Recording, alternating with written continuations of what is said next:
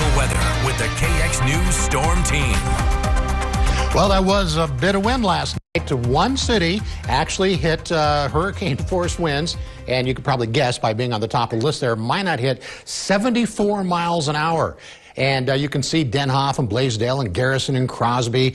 And I'm not going to show you everything. The National Weather Service had a list. It had like 40 cities on it. Now, I got to tell you, most everybody, I would think, was at least 59 miles an hour, if not into the 60s, close to 70. And here's a few more. Stanley, Medina, Dickinson at 66, Bismarck Airport at 64. So very, very windy. And, you know, the wind is dropping off quite a bit, but it's cold now. And so now we have a wind chill advisory. Wind chills could be 35 below tonight, and then tomorrow night, 40 to 50 degrees below zero, kind of depending on where you're at.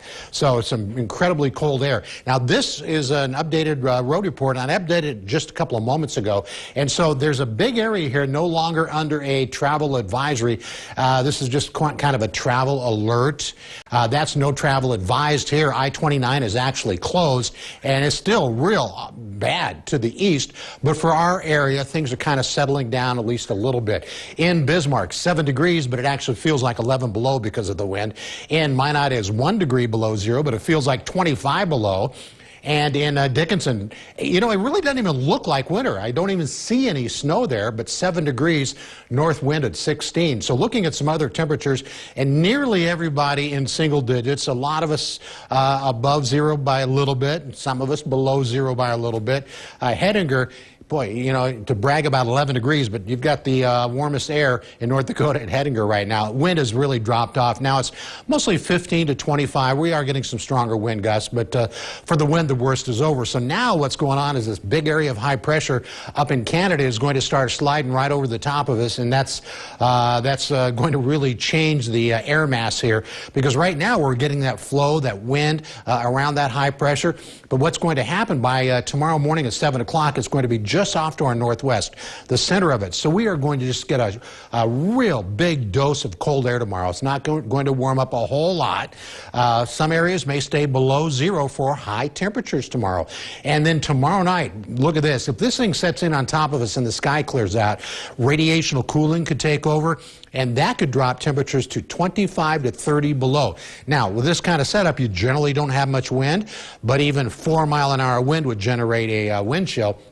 But that's actually Wednesday night into Thursday morning is probably going to be when we're going to have the coldest air with that radiational cooling, or coldest temperatures. And then by Thursday morning, it moves to the south, and so the flow changes. And quite often, you know, you see these warm fronts out west. It's like, hey, here comes warm weather. But Mother Nature's playing a dirty trick on us right now, because if you watch this low, it just doesn't push into the state on Thursday. It just doesn't. But we will have that southerly flow. It will be less cold on Thursday afternoon than tomorrow, and then Friday is going to be even warmer. So, and you can see it right here. So tomorrow cold, a little warmer in the southwest, and then on Friday it's going to be in the 30s. And for Williston, it's going to be very, very cold, and it sounds like Tom did not turn off his phone. Looking at Friday's temperature in Williston, maybe 24 degrees.